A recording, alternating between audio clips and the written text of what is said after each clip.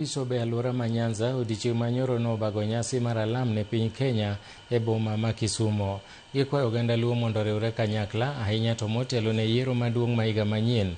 Bishop Simon Okwama mar Lejo Maria korka kore nokwedo mokalo moko kuom josiasa ma Kaluo ma lawore kendgi giwegi kokwayo jotelogo mondo obed kanyakla.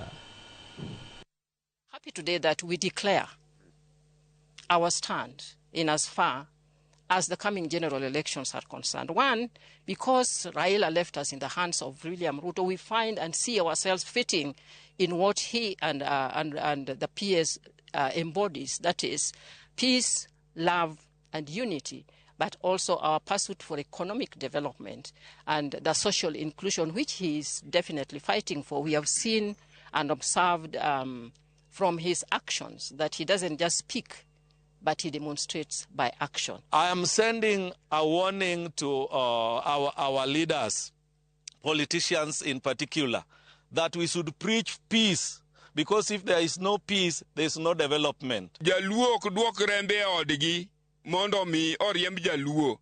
Wan gi dhoudi ka motelo manie sirikal kata mawuoyogo. Dak iwinje kowuoyo kuom jadala gi ni mondo wuogi.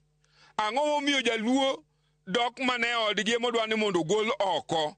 Mano na asewacho ni mano ok